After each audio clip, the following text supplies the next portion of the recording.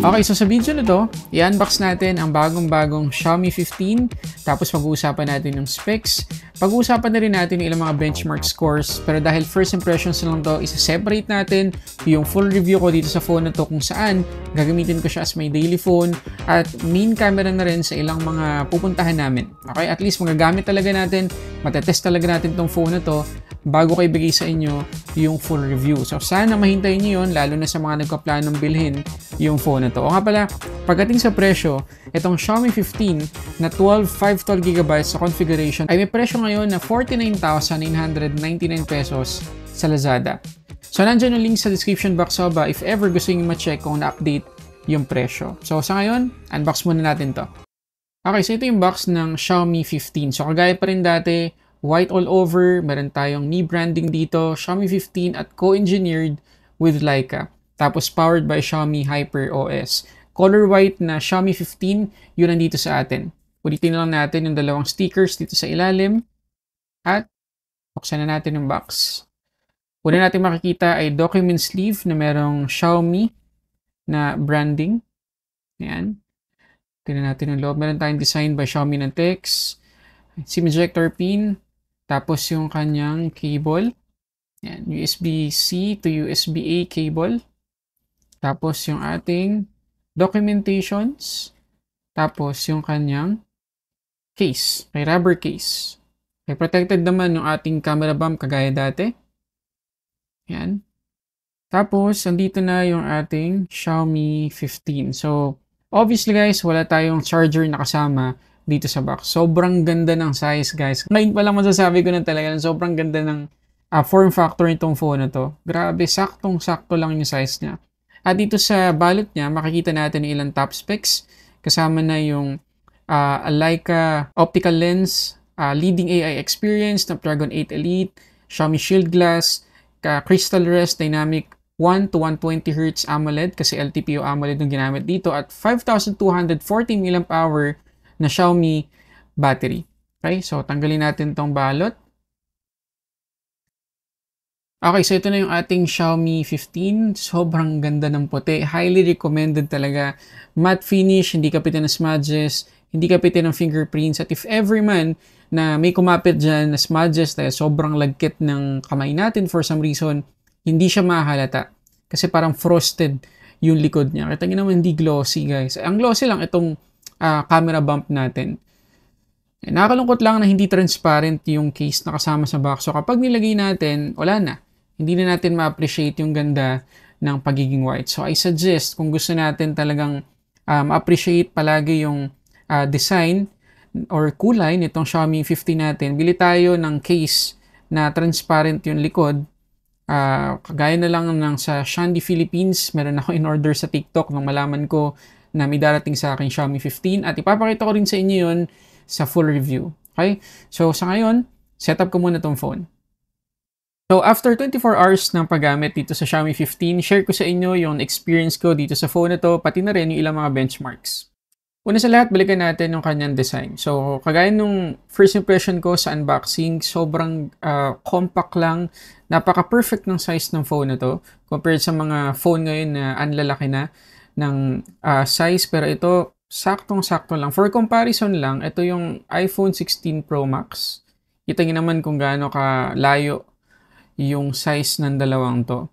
So, kung nasanay na tayo sa mga ganito kalaking phone, sigurado, kayang-kaya natin tong gamitin ng mas madali, tsaka baka isang kamay lang, kayang-kaya na natin i-operate yung phone na to. Ngayon, kapag tinignan natin yung gilid, hindi naman siya sobrang nipis, pero saktong-sakto lang din yung kapal para comfortable pa rin tayo sa paggamit. Medyo nakaprotrude lang yung ating camera module. Pero syempre, protected naman yan ng case na kasama sa box. At if ever nabibili kayo ng case, make sure lang na talagang protected itong camera module.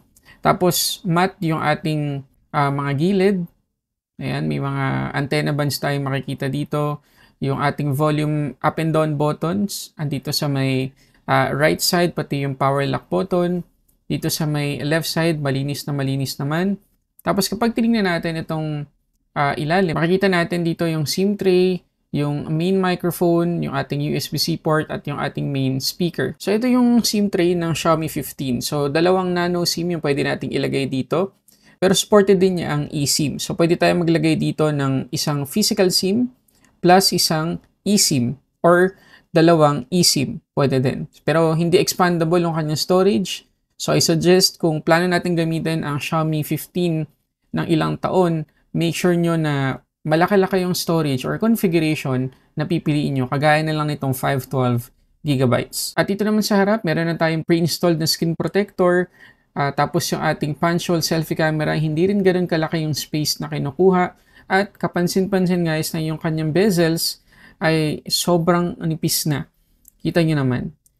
Diba? Tapos yung ingress protection nitong Xiaomi 15 ay IP68. So pwede natin itong mailubog sa tubig ng up to 1.5 meters for 30 minutes. Pero kahit may ganong klaseng rating, ang Xiaomi 15, hindi po ito action camera, no? Baka dahil sa IP rating na yan, ilubog na natin sa tubig kapag nag-swimming tayo. Hindi ko pa rin po i-recommend na gawin natin yan. Pero nilagay yan ng Xiaomi o kahit pa ng ibang phone brand, yung ganong ingress protection for emergency lang. So if ever na mahulog natin to sa timba, swimming pool, tapos nakuha naman natin agad, wala pong magiging problema. At ang isa pa sa malaking upgrade na makikita natin dito sa Xiaomi 15 ay yung kanyang fingerprint scanner. So dati naka-optical lang tayo, pero ngayon naka-ultrasonic fingerprint scanner na tayo na usually nakikita lang natin dati sa mga Samsung devices or Samsung flagship devices, pero ngayon meron na rin tayo dito sa Xiaomi 15. So, ang advantage nun ay kasing accurate na siya ng mga conventional na fingerprint scanner na usually nakikita natin dito sa may button. Pero ngayon, andito na rin sa display. So, try natin kung gaano yan ka-accurate. So, isang dampi, kita nyo naman. Talagang ma-unlock na agad yung ating phone. Tapos, mapapansin niyo na hindi niya kailangan ng liwanag. Hindi niya kailangan paliwanagin yung display para lang ma-read yung ating fingerprint kasi nga ultrasonic na to. Okay? So, napaka-secured na ngayon at if ever nagagamitin natin to for payments, meron na tayong peace of mind. At ang isa pa sa nagustuhan ko dito sa Xiaomi 15 ay yung kanyang speakers. Naka-Dolby Atmos tayo dito kaya ang ganda ng separation ng left and right. At kahit itodo natin yung volume, hindi sabog, talagang may enjoy natin yung streaming natin dito ng movies o kahit pa pag nag-games tayo. Meron tayo ditong 6.36 LTPO AMOLED na display, 120Hz yung max refresh rate natin, 1200 by 2670 yung kanya resolution, 460 yung PPI, at may support siya sa Dolby Vision, HDR10+, at aabot ng 3200 nits yung kanyang peak brightness. So in short, napakaganda guys ang display nitong Xiaomi 15 at considering na ang liit lang din ng kanyang display, talagang napaka-sharp ng mga text, ng mga image, at kahit ng mga videos na papanoorin natin dito. Pero, ang isa sa pinakahinangaan ko dito sa display ng Xiaomi 15 ay yung behavior ng kanyang refresh rate. Pakita ko sa inyo. Ngayon, kapag tinignan natin ang display ng Xiaomi 15 dito sa testufo.com, makikita ninyo na legit na 120Hz talaga yung refresh rate niya. Pero dito ko guys nabilib. So makikita ninyo na naka-enable ang ating show refresh rate doon sa may top left corner. Ayan, naka-auto, diba? So sa oras na bitawan ko yan, kita nyo naman guys, 1 Hz na lang. So kapag talagang static lang yung display, walang gumagalaw or hindi natin tinatouch, talagang tipid sa battery kasi 1 Hz lang. Halos wala nang refresh rate na nangyayari. Tapos kapag ginalaw na natin, ayan, tataas na ulit. Pero hindi siya palagi naka 120 Hz. Ayan. Bumababa siya agad. Diba? So, ang ganda ng display nito, sobrang tipid sa battery. Ngayon, kumustahin natin yung kanyang display settings. So, meron pa rin tayong mga typical options dito. Kagaya na lang ng light mode, dark mode. Alam na natin lahat yan. Pero tingnan natin yung color scheme. So, meron tayong tatlong preset dito, original, vivid, saturated. Pero if ever gusto natin magtimpla manually, dito tayo sa advanced settings. Pwede natin itap yung arrow, tapos ito yung makikita natin. Pero ilagay ko muna dito sa original color pro. Tapos kung gusto naman natin na mag-adjust ng kusa yung kanyang display, depende sa environment natin, pwede namang adaptive colors. Pwede rin natin timplahin manually yung kanyang color temperature. Pagdating naman dito sa refresh rate, ganun na ganun pa rin. Yung option natin, default, or yung dynamic, yung kanyang refresh rate, custom kung gusto nating i-lock to 120 or 60 Hz. Meron din tayo ditong AI image engine. So, pwede nating i-on yung super resolution para if ever na hindi pa rin tayo kontento sa ganda ng display at quality ng display nitong Xiaomi 15, pwede pa nating enable yan para mas mapaganda pa niya. Meron din tayo ditong AI HDR enhancement tsaka MEMC. Sa performance naman, naka HyperOS 2 na tayo dito out of the box. Android 15 yung kanyang operating system. Snapdragon 8 Elite yung kanyang chipset. 12GB to 16GB of LPDDR5X yung kanyang RAM. 256 to 1TB naman na UFS 4.0 yung kanyang storage. At sigurado guys na matagal natin magagamit yung phone na to kasi pre-promise talaga ng Xiaomi na aabot ng 4 Android or major Android upgrades yung matatanggap natin dito. So technically parang aabot siya ng Android 19. Sipin nyo kung gaano yun katagal. Pagdating sa security patches, up to 6 years naman yung matatanggap nating updates dito. So napakatagal ng software support na ibibigay ng Xiaomi dito. Kaya yun yung sinabi ko kanina. Kung bibili tayo ng Xiaomi 15, make sure ninyo na mataas na configuration na yung piliin nyo. Kasi may future-proofing naman yung kanyang software support. So kung mababa lang yung storage na pipiliin natin, baka hindi natin magamit ng matagal itong phone na to, lalo na't hindi tayo pwede maglagay dito ng microSD card. At pagdating naman sa virtual RAM, meron pa rin tayo dito memory extension up to 12GB. So technically, pwede natin gawing up to 24GB yung kanyang RAM. Pero yung 12GB sa physical RAM, para sa akin, malaki na yan. So ito naman yung score or Antutu score na nakuha natin dito sa Xiaomi 15 kapag hindi natin ginamit yung memory extension. 2,430,850. Sobrang taas din guys. Pero, nagulat ako sa naging epekto sa kanya ng memory extension. Pero bago ko ipakita sa inyo, tingnan nyo muna yung temperature dito sa baba. So makikita niyo na saglit lang, talagang nag-spike na ng sobrang taas yung kanyang temperature. At umabot tayo ng 47.2 degrees. So hinihinay lang po tayo dito sa Xiaomi 15 kasi prone na prone po ito sa overheating. Ito naman guys, yung ikinagulat ko kasi nung ginamit ko na yung memory extension, kita nyo, ang laki ng ibinaba niya sa score. 1,984,604 na lang yung score niya. At kita nyo naman, yung kanyang thermals, talagang may biglang spike. Tapos, bumaba siya ng sobra at ang ating ending ay 39.1 degrees. So, mas prone sa overheating kapag naka-off yung kanyang memory extension at medyo weird naman yung behavior ng kanyang thermals kapag ginamit natin yung kanyang memory extension. So siguro ma-fix to ng Xiaomi sa mga susunod na software updates. Wala naman ako maipakita sa inyo na result ng wildlife stress test kasi ilang beses ko talaga trinay na patakbuhin pero nag-overheat itong Xiaomi 15. So again, baka ma-fix pa yan ng Xiaomi sa mga susunod nilang software updates. Pero sa ngayon, kung hindi naman tayo magpapatakbo ng sobrang bigat na application or games, hindi naman yun mangyayari. So, tayo na user, mag-adjust po muna tayo. Wag po tayong gagamit dito ng sobrang bigat na mga games. And hindi naman talaga to gaming phone. At di rin tayo gagamit dito ng masyadong mabigat na mga application. So, sa ngayon yun yung limit ng phone na to. Pero again, sa darating na panahon, siguro magkapadala ang Xiaomi ng update para kahit paano ma-fix yung issue na yan. Ito pala yung limitaw sa akin nung pinatakbo ko yung wildlife stress test. Pero if ever naman na gusto nyo talagang mag-games dito, wala mong problema. Kahit ano pang klaseng game yan, sigurado mapapatakbo nitong Xiaomi 15 na full setting yung kanyang graphics. Siguro meron lang akong konting mga complaints sa UI nitong Xiaomi 15. At malamang iba dito ay dahil na rin sa form factor nitong phone na to. So for example, yung PIN.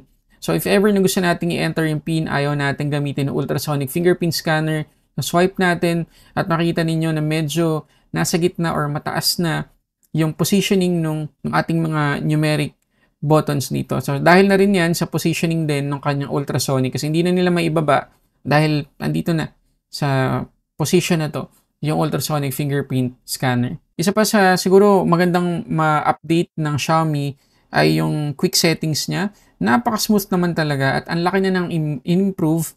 Yun nga lang, sa ngayon hindi natin ma-move itong dalawang bars na to. Yung brightness at saka yung kanyang sound.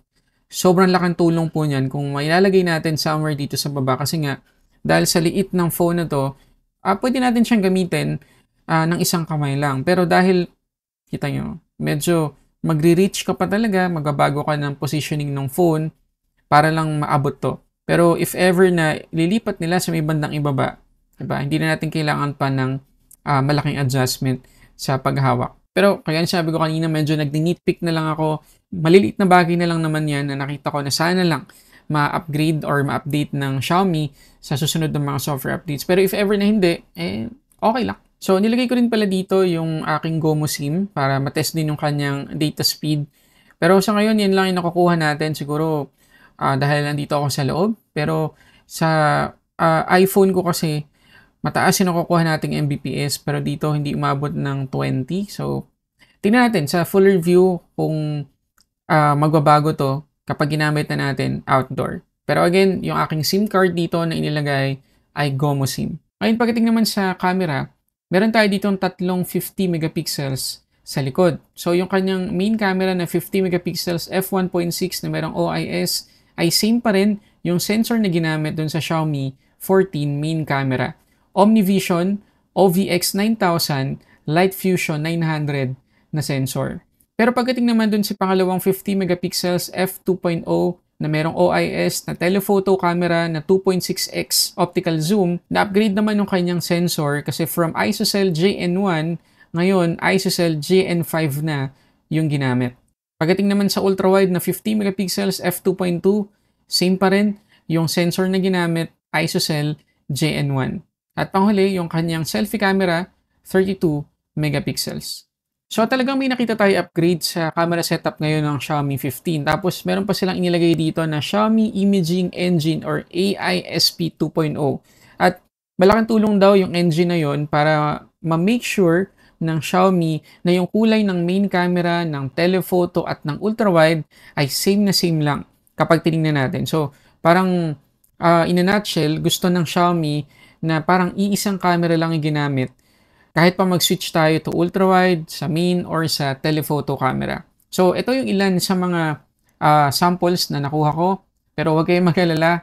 Sobrang onti pa lang na ipapakita ko ngayon. Sa full review, magsasawa kayo sa dami ng mga sample photos at videos kasi gagamitin ko siya as my main phone. So, enjoy muna.